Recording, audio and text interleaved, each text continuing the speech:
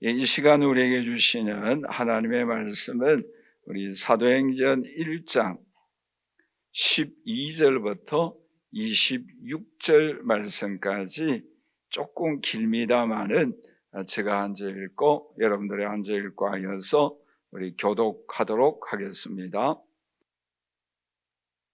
제자들이 감난원이라 하는 산으로부터 예루살렘에 돌아오니 이 산은 예루살렘에서 가까워 안식일에 가기 알맞은 길이라.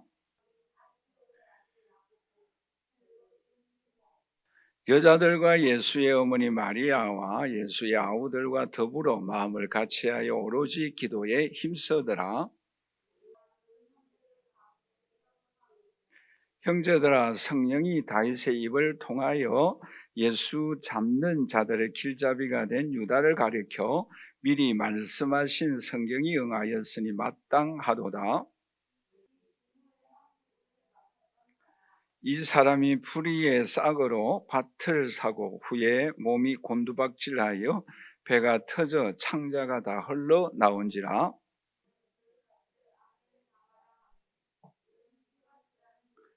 시편에 기록하였으되 그의 처소를 황폐하게 하시며 거기 거하는 자가 없게 하소서 하였고 또 일렀으되 그의 직분을 타인이 취하게 하소서 하였도다. 항상 우리와 함께 다니던 사람 중에 하나를 세워 우리와 더불어 예수께서 부활하심을 증언할 사람이 되게 하여야 하리라 하거늘 그들이 기도하여 이르되 무사람의 마음을 아시는 주여 이 두 사람 중에 누가 주님께 택하신 바 되어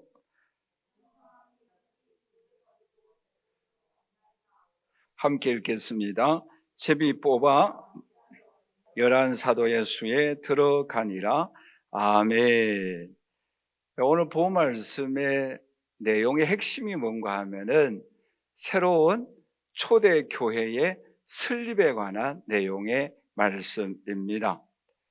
새로운 공동체가 탄생되는 내용의 말씀이죠. 이 새로운 공동체의 숫자는 120여 명입니다. 그리고 이 새로운 공동체의 사명이 뭔가? 그것은 하나님 나라 확장입니다. 여러분 마가복음 1장 14절에서 15절에 보시면 예수님의 첫 사역의 시작을 이렇게 말씀을 하고 있죠. 우리 함께 읽어보도록 할까요? 요한이 잡힌 후 예수께서 갈릴리에 오셔서 하나님의 복음을 전파하여 이르시되 때가 찼고 하나님의 나라가 가까이 왔으니 회개하고 복음을 믿으라 라고 말씀을 하고 있습니다. 뿐만 아니라 예수님의 마지막 부활하신 후에 사역도 무엇인가? 오늘 본 말씀 우리가 읽지는 않았습니다만 그 앞부분에 사도행전 1장 3절에 보시면 그가 고난받으신 후에 또한 그들에게 확실한 많은 증거로 친히 살아계심을 나타내서 40일 동안 그들에게 보이시며 하나님 나라의 일을 말씀하셨다라고 말씀을 하고 있죠. 그러니까 예수님도 사역의 시작과 사역의 마지막이 하나님 나라 확장에 쓰임받았다. 그 일에 그의 모든 삶을 바쳤다라고 말씀을 하고 있습니다. 사도 바울도 역시 마찬가지예요. 우리가 사도행전을 살펴보고 있습니다만은 사도행전 28장 30절과 31절에 이렇게 말씀을 하고 있지요. 바울이 온 이태를 자기 셋집에 머물면서 자기 오는 사람을 다 영접하고 하나님 나라를 전파하고 주 예수 그리스도에 관한 모든 것을 담대하게 그침없이 가르쳤다라고 말씀을 하고 있습니다. 말하자면 앞서간 신앙의 선배들도 하나님 나라 확장을 위하여 쓰임받았다라고 말씀을 하고 있습니다. 그러면 우리가 하나님 나라 확장 사역의 이 사역을 감당하기 위하여서는 오늘 우리에게 꼭 필요한 것이 있어요. 그 꼭 필요한 것이 뭔가 하면은 성령의 권능이다라는 거지요. 우리가 잘 아는 내용의 말씀입니다만은 사도행전 1장 8절 우리 다 함께 읽어보도록 할까요? 오직 성령이 너희에게 임하시면 너희가 권능을 받고 예루살렘과 온 유대와 사마리아와 땅끝까지 이르러 내 증인이 되리라 하시니라 라고 말씀을 하고 있습니다. 여러분, 여기서 우리가 한 가지 생각해 보시기를 바랍니다. 초대 교회가 왜 파워 있게, 능력 있게 쓰임받을 수가 있었는가? 그것은 성령의 권능을 받았기 때문이다 라는 것을 여기서 오늘 우리에게 교훈해 주고 있습니다. 그러므로 오늘 이 자리에 함께 예배 드리는 저와 우리 사랑하는 성도 여러분, 저와 여러분들도 이 초대 교회의 120여 명이 하나님 나라 확장을 위하여 새로운 신약 교회 시대가 시작되어졌던 것처럼 오늘 저와 여러분들을 통해서 하나님 나라 확장을 위하여 새로운 시대에 쓰임받는 하나님의 교회, 하나님의 자녀들이 되시기를 주님의 이름으로 간절히 축원합니다. 그 하나님 나라에 쓰임받기 위하여서는 이 초대교회 성도들과 함께 오늘 저와 여러분들도 성령 충만함을 받아서 하나님의 뜻이 하나님 나라가 확장되어지고 이루어지는 데에 쓰임받는 오늘 저와 여러분들이 되시기를 주님의 이름으로 간절히 축원합니다. 자, 그러면 오늘 이런 새로운 공동체, 즉 초대교회의 이 공동체가 반드시 힘입어야 할 두 가지가 있어요. 오늘 그 두 가지를 우리가 함께 살펴보고자 합니다. 첫째는 뭔가 하면은 우리 한번 다 같이 따라서 할까요? 성령의 능력을 힘입어야 한다. 여러분, 여기서 우리가 좀 생각하여야 할 부분이 있어요. 그게 뭔가 하면은 여러분, 예수님이 십자가 위에 죽으신 후에 제자들이 다 뿔뿔이 다 흩어졌잖아요. 왜? 스승이 죽었으니까 그들의 마음에 구심점이 사라졌어요. 그런데 여기서 또 한 가지 충격이 제자들에게 찾아왔어요. 그것은 뭔가 하면은 예수님이 부활하고 난 이후에 40일 동안 복음을 증거하고 하늘나라로 승천하였어요. 승천하시고 난 이후에 제자들의 심정이 어떠하였을까? 여러분 한번 생각해 보셨어요? 이 제자들의 마음속에는 이때야말로 뭐예요? 이스라엘 나라 해방을 위하여 또 우리들이 한자리 차지할 것을 그들은 생각하고 상상하였지 않겠어요? 그런데 예수님이 승천하였어요. 말하자면 지도자가 사라졌어요. 희망이 사라졌어요. 마음이 얼마나 허전하고 그렇죠? 어떤 공황 상태에 빠질 수도 있을 거예요. 얼마나 불안하겠어요? 여러분, 오늘 우리들도 그러한 때가 있잖아요. 불안하고 초조하고 우리의 마음이 어디로 향하여야 될지 모르는 그런 때가 있다라는 것이죠. 여러분, 그럴 때 예수님이 그 사정을 다 아시고 어떻게 미리 말씀하십니까? 승천하시면서 마지막으로 하신 말씀이 뭐예요? 사도행전 1장 4절 말씀이죠. 우리 한번 다 같이 읽어보도록 할까요? 사도와 함께 모이사 그들에게 분부하여 이르시되 예루살렘을 떠나지 말고 내게서 들은 바 아버지께서 약속하신 것을 기다리라 라고 말씀을 하고 있습니다. 자, 그런데 여기서 우리가 또 한 가지 중요한 일이 있어요. 그게 뭔가 하면은 지금 예루살렘의 상황이 어떠합니까?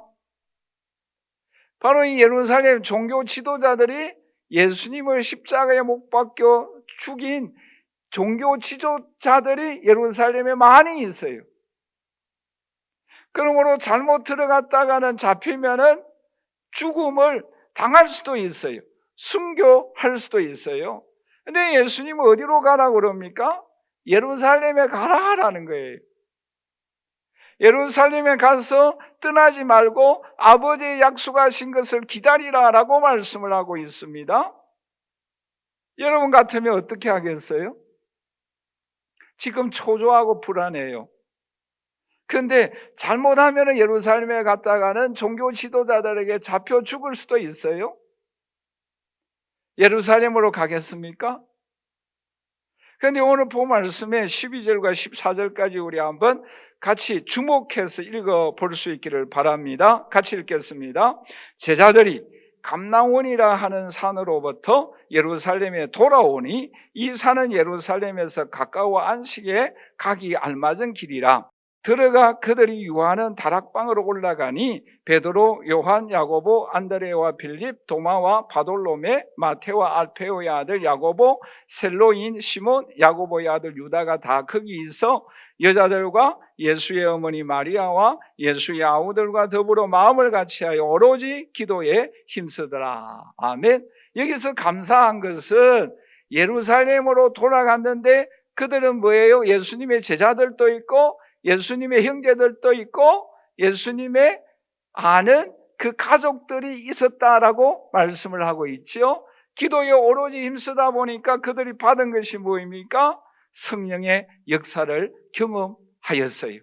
우리가 다음 주에 생각할 사도행전 2장 1절에서 2절까지 우리 함께 읽어보도록 하겠습니다. 오순절 날이 이미 이름에 그들이 다 같이 한 곳에 모였더니 홀련히 하늘로부터 급하고 강한 바람 같은 소리가 있어 그들이 온 집에 가득하였다라고 말씀을 하고 있습니다.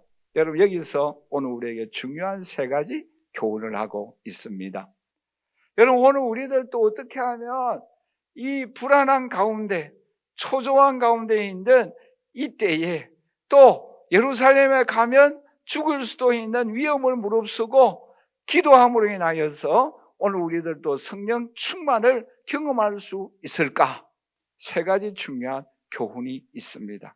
우리 한번 다 같이 따라서 할까요? 예수님의 말씀에 순종하였다. 자, 여러분, 여기서 예수님이 부활하였을 때에 예루살렘에 가서 약속한 성령을 기다리라라고 약속할 때에 함께 있었던 사람들이 몇 명쯤 된다라고 말씀하고 있습니까? 고린도전서 15장 6절을 우리 한번 다 같이 읽어보도록 하겠습니다. 같이 읽을까요? 그 후에 500여 형제에게 일시에 보이셨나니 그 중에 지금까지 대다수는 살아있다라고 말씀을 하고 있습니다. 자, 여기서 보십시다.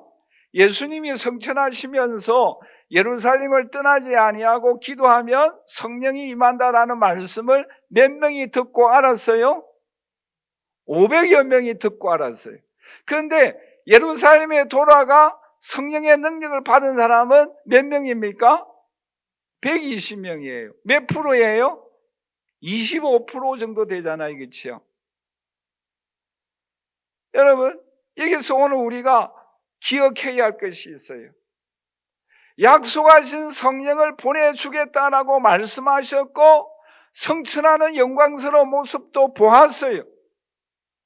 분명히 예루살렘에 돌아가면은 성령을 받을 거라고 약속하셨어요. 그런데 그 말씀을 듣고 순종한 사람은 120명이에요. 여러분, 왜 이 25%만이 예루살렘에 돌아가서 하나님 앞에 오로지 기도함으로 인하여 성령을 받을 수 있었을까요? 그것은 예루살렘으로 돌아가서 기도하면 약속하신 성령의 능력을 받는다라는 확신이 있었기 때문입니다. 그리고 그들 가슴 속에 이 시대에 이러한 어려운 때에 성령의 능력을 받지 않고서는 살아갈 수 없다라는 절박함이 있었기 때문이다라는 거예요. 오늘 이 자리에 함께 예배드리는 저와 우리 사랑하시는 성도 여러분, 오늘 저와 여러분들이 이 어렵고 어지러운 이 시대에, 우리의 마음이 불안한 이 시대에, 김정은은 북한 군인들에게 비상사태를 선포하는 이 시대에 오늘 우리 마음이 때때로는 불안하고 초조하고 어떻게 하여야 모르는 이러한 상황 속에서 오늘 우리가 하여야 할 일이 무엇이겠어요? 약속하신 하나님의 말씀에 의존하여서 예루살렘에 돌아가서 오로지 기도하여 성령의 능력을 힘입고 살아갈 수 있는 저와 여러분들이 되시기를 주님의 이름으로 간절히 축원합니다. 오늘 우리의 삶이 어렵고 힘든 가운데 있지 않습니까? 여러분, 우리의 삶에 예루살렘으로 돌아가면은 생명의 위험을 받을 수 있습니다만은, 그러나 그들은 이래도 죽고, 쉽게 말하면 그렇죠, 저래도 죽을 바에야 뭐예요? 예수님의 말씀에 순종하자라는 거예요. 살 길은 이것밖에 없다라는 것입니다. 오늘 우리의 삶이 어렵고 힘들 때마다 우리의 살 길은 무엇입니까? 하나님의 성령의 능력입니다. 이 능력, 이 은총, 이 은혜가 오늘 우리의 유일한 살 길이에요. 여러분, 10월 27일 날 시청에서 약 110만 명 이상 직접 모이고, 또 유튜브를 통해서 167만 명 이상이 우리 한국 교회 성도들이 보았다라는 통계가 있어요. 여러분, 왜 이렇게 직접 모이고 온라인으로 인하여 167만 명 이상이 모이고 기도하고 예배를 하나님 앞에 올려 드리는 그러한 모습으로 나타났겠습니까? 그것은 우리 한국 교회가 이 민족을 다시 살려야 하기 때문입니다. 절박한 거예요. 우리 한국도 절박하고, 이때 상태에 있는 이 초대교회 120명의 사람들도 절박한 가운데 예루살렘에 돌아가서 기도할 수밖에 없었던 거예요. 오늘 이 자리에 함께 예배드리는 저와 우리 사랑하시는 성도 여러분, 예루살렘으로 돌아가서 하나님 앞에 절박하게 생명을 걸고 기도하였던 이 120여 명처럼 오늘 저와 여러분들도 개인이 살고 가정이 살고 충만한 교회가 살고 한국 교회가 살고 우리 대한민국이 살기 위하여서는 예루살렘으로 돌아가서 오로지 기도의 힘쓰므로 인하여 성령의 능력을 힘입고 살아가는 오늘 저와 여러분들이 되시기를 주님의 이름으로 간절히 축원합니다. 또 이 사람들이 왜 이렇게 돌아가서 기도하였습니까? 어떻게 하여서 돌아가 기도하였습니까? 오늘 본 말씀의 12절에 보시면 우리 한번 12절 말씀을 다 함께 읽어보도록 하겠습니다. 제자들이 감람원이라 하는 산으로부터 예루살렘에 돌아오니 이 산은 예루살렘에서 가까워 안식일에 가기 알맞은 길이라. 여러분, 여기서 우리가 주목하여야 할 단어가 있어요. 그게 뭔가 하면은 예루살렘에서 감람산까지 가기가 안식일에 가기가 알맞은 길이다 라고 말씀을 하고 있습니다. 여러분 잘 아시잖아요. 유대인 율법은 안식일에 어느 정도 걸어가야 하는가 하면은 900m에서 약 1100m라고 합니다. 그러니까 1km 내외예요. 그런데 역사학자들이 이 거리를 측량하면은 감람산에서 예루살렘에 가는 그 거리가 1km 내외라고 합니다. 그러니까 뭐예요? 오늘 본 말씀 12절을 다시 한번 보세요. 이 산은 감람산이에요. 이 산은 예루살렘에서 가까워 안식일에 가기 알맞은 길이다라고 말씀하고 있잖아요. 여러분, 여기서 오늘 우리에게 중요한 것을 한 가지 교훈해 주고 있어요. 여러분, 그것을 기억하면서 예수님이 첫 이적을 어디에서 어떻게 행하였는가 우리 잘 아시지만, 우리 요한복음 2장 6절에서 9절을 한번 다 같이 읽어보도록 하십시다. 같이 읽겠습니다.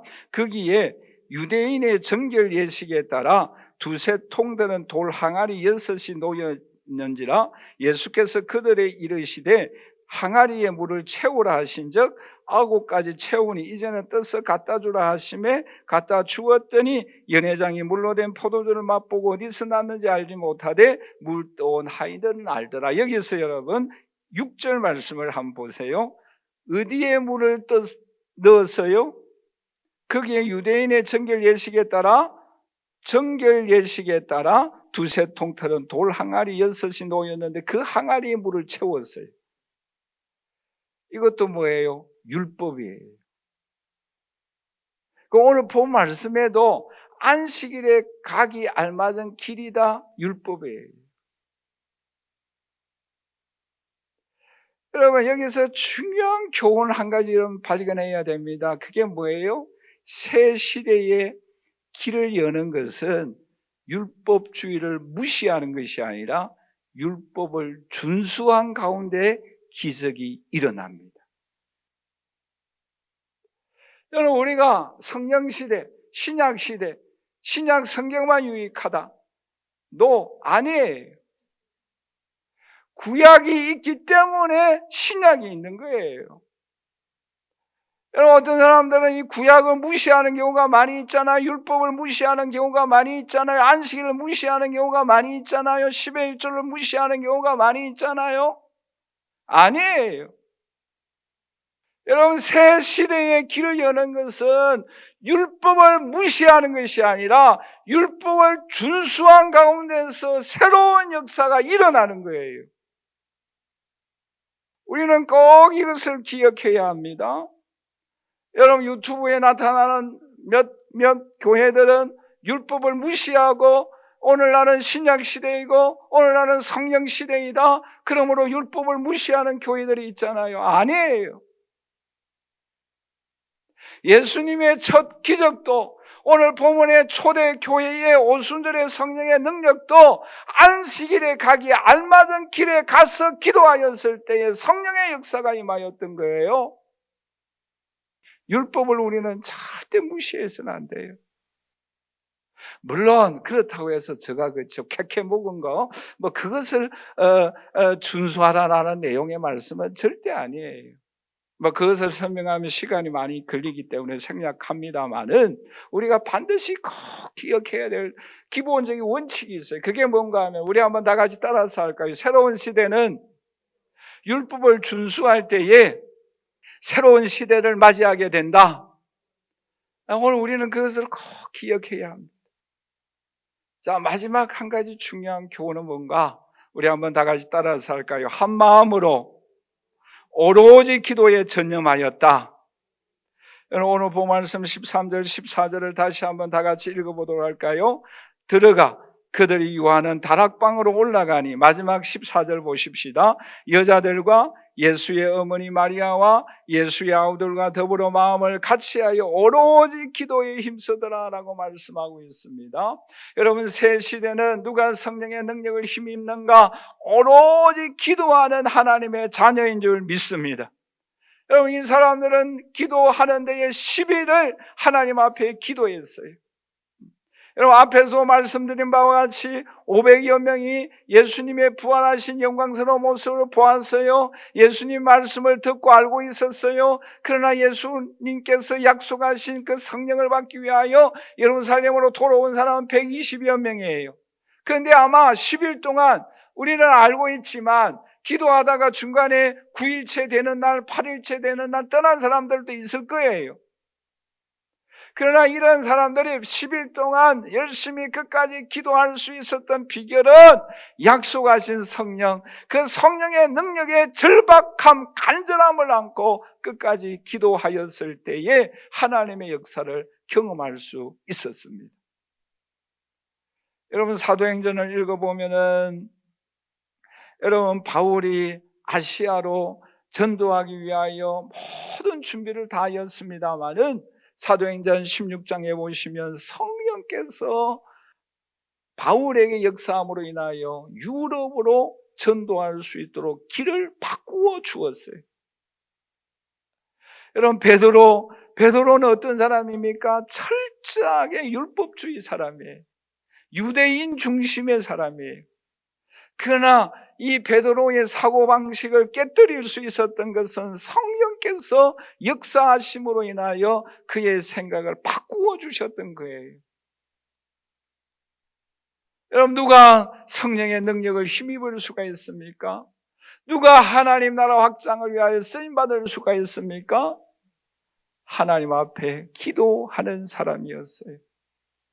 그러므로 오늘 이 자리에 예배드리는 우리 사랑하는 성도 여러분, 오늘 저와 여러분들도 새 시대에 새로운 교회에서 하나님 나라 확장을 위하여 쓰임받기 위하여서는 말씀에 순종함으로 기도하고 오로지 기도의 힘쓰므로 인하여 하나님의 능력을 힘입고 성령의 권능을 힘입고 이 시대에 쓰임바 되어지고 또 우리의 삶에 힘을 얻는 오늘 저와 여러분들이 되시기를 주님의 이름으로 간절히 축원합니다.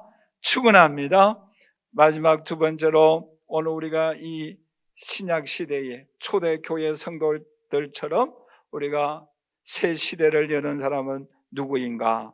우리 한번 다 같이 따라서 할까요? 새로운 동력자를 선택하여야 한다. 자, 오늘 본문에서 우리가 생각하여야 할 부분들이 참 많이 있어요.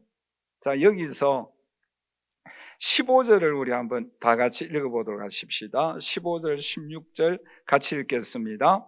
모인 무리의 수가 약 120명이나 되더라. 자, 여기까지는 좋아요. 그렇죠?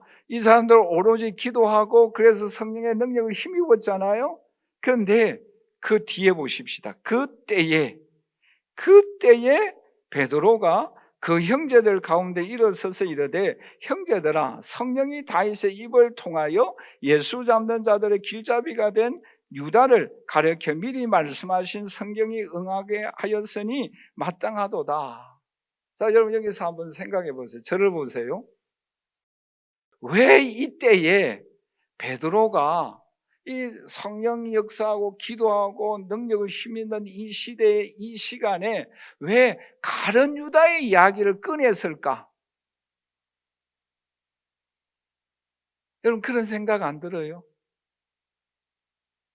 지금 뜨겁게 성령이 역사하고 있고 함께 초조하게 기도하는 이 시간에 그렇죠? 왜 베드로가 가룟 유다의 이야기를 꺼냈을까? 전혀 다른 이야기거든요. 심지어 이 제자 선택에 대해서 영국의 유명한 그 몰간 목사님은 그런 말을 해요. 그냥 11명 제자로 그대로 가다가 나중에 바울이 예수 믿잖아요. 그렇죠? 그럼 바울을 예수님이 12제자 중에 한 사람으로 넣으면 되잖아요. 이 몰간 목사님은 그것을 이 선택에 대해서 부정적으로 이야기를 해요. 왜 마띠아를 선택했는가? 그냥 내버려 두다가 나중에 바울이 회개하니까 바울이 12명 가운데 한 명으로 넣으면 되잖아요. 그렇죠? 그런데 왜 이때에 바울이 일어나갖고 가룟 유다가 직분을 버리고 갔으니까 왜 마띠아를 넣었는가라는 거예요. 여기에 중요한 교훈이 있어요. 저도 이 말씀을 준비하면서 깜짝 놀랐는데요. 여기서 우리가 다른 면을 한 가지 좀 생각해 보십시다. 성경에 12제자의 이름이 4번 기록되어져 있거든요. 마태, 마가, 누가복음에서 각 한 번씩 하고 사도행전 1장에서 한 번 기록되어져 있는데 이 마태, 마가, 누가복음의 공통적인 것은 뭐 비슷해요. 그래서 한 군데만 읽어보면 되겠는데 우리 마태복음 10장 2절 4절 같이 한번 읽어보도록 하겠습니다. 12 사도의 이름은 이러하니 베드로라는 시몬을 비롯하여 그의 형제 안드레와 세베대의 아들 야고보와 그의 형제 요한, 빌립과 바돌로메, 도마와 세리마테, 알페오의 아들 야고보와 다데오, 가나인 시몬 및 가룟 유다 곧 예수를 판 자라. 자, 그런데 여기서 사도행전 1장 13절을 우리 한번 다 같이 읽어보도록 하겠습니다. 같이 읽을까요? 들어가 그들이 유하는 다락방으로 올라가니 베드로, 야고보, 요한, 안드레와 빌립, 도마와 바돌로메, 마테와 알페오의 아들 야고보, 셀로인 시몬, 야고보의 아들 유다가 다 거기 있어. 차이점이 뭐예요? 왜 제가 같이 읽자고 했을까요? 차이점이 뭐예요? 마태, 마가, 누가복음과 사도행전 1장 3절의 차이점이 뭐예요? 쉬워요. 가룟 유다의 이름이 있고 없고의 차이점이에요. 가룟 유다의 이름이 마태, 마가, 누가복음에는 있고 사도행전에는 없어요. 여러분 마음이 어때요? 여러분, 이 이름이 있고 없고 이 차이가 영원한 천국에 가는가 영원한 지옥불에 가는가 엄청난 차이가 있는 거예요. 뿐만 아니라 요한계시록 21장 14절을 우리 한번 읽어보도록 할까요? 그 성의 성곽에는 12 기초석이 있고 그 위에는 어린 양의 12 사도의 이름이 있다라고 말씀하고 있잖아요. 그 12 기초석에 이 12 제자의 이름이 있는데 가룟 유다는 이 영광, 이 명예를 저버린 거예요. 보세요. 그의 이름이 있고 없고의 차이가 영원한 이별이 되어진 고 하나님 나라에 가는가 지옥에 가는가가 차이가 있고 하나님 나라의 기초석에 이름이 있고 없고의 명예에 큰 차이가 있는 거예요. 왜 베드로가 일어나서 가룟 유다의 이름을 언급하였을까요? 우리 한번 다 같이 따라서 할까요? 가룟 유다와 같은 속성을, 과거를 청산하라라는 거예요. 여러분, 왜 베드로가 이 귀중한 그때의 그 시간에 왜 가룟 유다의 이름을 거론하고 마띠아를 선택하였습니까? 이와 같이 영원한 이별, 천국 가느냐 지옥 가느냐 그뿐만 아니라 너무나 명예스러운 천국의 기초석에 이름이 기록되어지는가 기록되지 않는가 이런 귀중한 이 귀한 이름이 오늘 그 가룟 유다의 그 잘못된 속성을 그 과거를 청산하여야만이 새 시대를 맞이할 수 있다라는 거예요. 여러분, 오늘 우리에게도 그러면 이 가룟 유다의 속성이 무엇일까요? 우리가 다 살펴볼 수는 없습니다만은 중요한 거 몇 가지만 살펴보고자 하는데, 하나는 오늘 본 말씀 25절을 다 같이 읽어보도록 하겠습니다. 같이 읽겠습니다. 봉사와 사도의 직무를 대신할 자인지를 보시옵소서. 유다는 이 직무를 버리고, 이 단어가 너무 중요해요. 왜 가룟 유다가 예수님을 팔았는가? 직무를 버렸어요. 여러분, 다윗이 왜 하나님 마음에 합한 사람이 되어질 수가 있었습니까? 사무엘상 16장 11절 12절 우리 한번 다 같이 읽어보도록 할까요? 또 사무엘이 이새에게 이르되 내 아들들이 다 여기 있느냐? 이새가 이르되 아직 막내가 남았는데 그는 양을 지키나이다. 양을 뭐예요? 지키나이다. 여러분, 다윗이 왜 기름 부음을 받을 수 있었습니까? 다윗은 양을 지키고 있었어요. 여러분, 그 당시 목동은 천한 직업이에요. 특히 이 막내라는 단어가 뭔가 하면은 너 가져라는 뜻이에요. 그 뜻 의미가. 그러니까 다윗은 뭐예요? 이새의 가정에 그 형들이 있었는데 뭐예요? 사무엘이 기름 부으러 왔는데 손님이 오셨는데 뭐예요? 이 다윗만은 그렇게 쉽게 말하면 내세울 만한 아들이 아니었다라는 거예요. 너 가져라는 그 가정 내에서도 아버지도 인정을 받지 못한 아들이었어요. 너 가져. 그 막내예요. 그런데 이 사람 뭐 하고 있었어요? 양을 지키고 있었어요. 여러분, 왜 우리가 이 과거, 이 가룟 유다를 청산해야 합니까? 그것은 직무를 버리는 사람은 이 잘못된 이 과거를 청산하여야 한다라는 거예요. 그러나 다윗은 뭐예요? 직무를 지켰어요. 아무리 천하고 아무리 볼품없고 아무도 알아주는 사람이 없더라도 작은 일에 참 추한 일에 그것을 묵묵하게 꾸준하게 감당해 나갈 때에 이스라엘 왕이 되어지고 예수 그리스도의 조상이 되어지는 놀라운 은혜와 축복을 베풀어 주셨어요. 여러분, 왜 여러분 베드로가 이 가룟 유다를 언급했습니까? 이 직무태만하는 이 잘못된 습관을 버리라라는 거예요.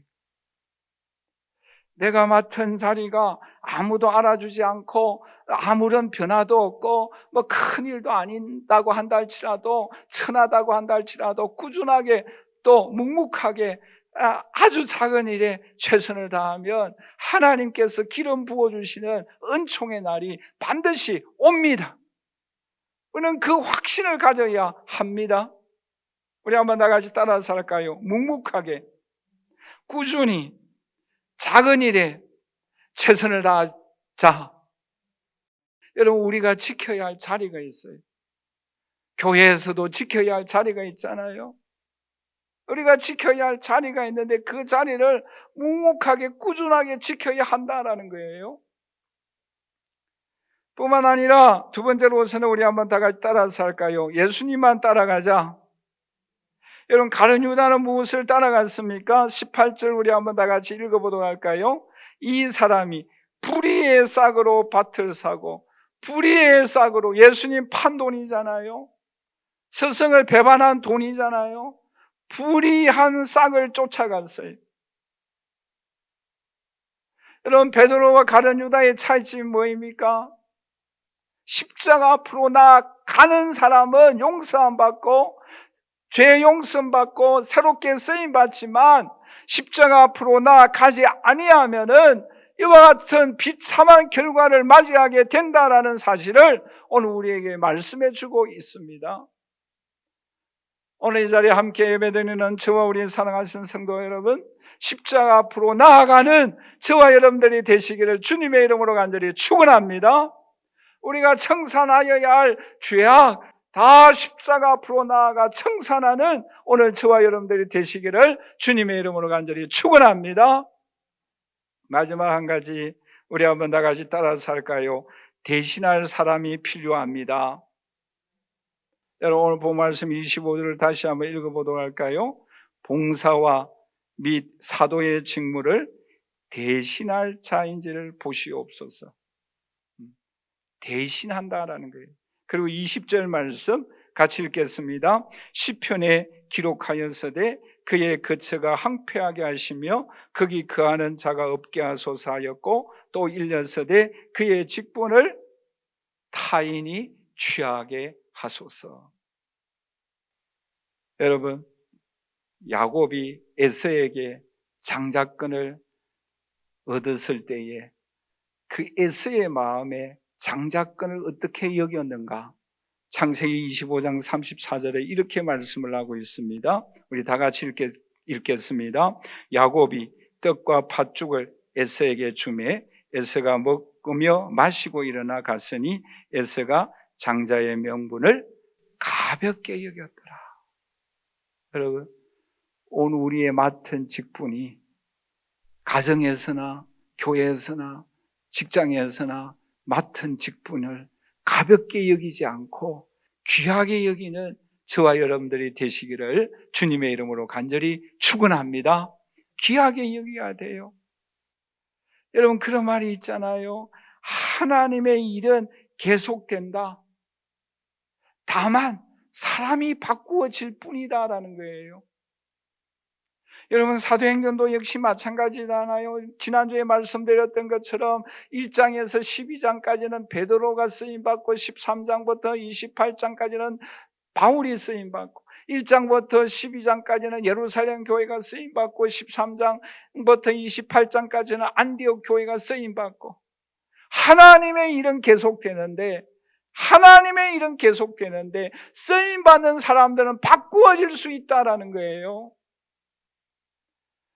왜 바꾸어집니까? 한 사람은 귀하게 여기고 어떤 사람은 가볍게 여기기 때문입니다. 오늘 이 자리에 함께 예배드리는 저와 우리 사랑하는 성도 여러분, 오늘 저와 여러분들은 내가 맡은 직분이 다윗과 같이 천하고 누가 알아주지 않더라고 한다 할지라도 귀하게 여기고 꾸준하게 감당함으로 인하여 주님 앞에 쓰임받는 저와 여러분들이 되시기를 주님의 이름으로 간절히 축원합니다. 자, 그러면 결론적으로 말씀을 읽도록 하겠습니다. 여러분, 누가 오늘날 새로운 새 시대의 교회의 공동체의 회원이 되어질 수가 있습니까? 말씀에 순종하는 사람이에요. 오로지 기도의 힘쓰므로 인하여 성령의 능력을 힘입는 사람입니다.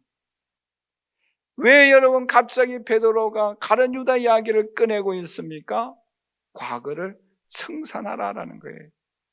가룟 유다의 성품을 청산하라라는 거예요. 오늘 저와 여러분들은 직분을 귀중히 여기고 또 꾸준하게 또 묵묵하게 작은 일에 다윗처럼 충성함으로 인하여 하나님 앞에 영광을 올려드리고 이 시대에 하나님 앞에 쓰임받는 주의 자녀들이 되시기를 주님의 이름으로 간절히 축원합니다.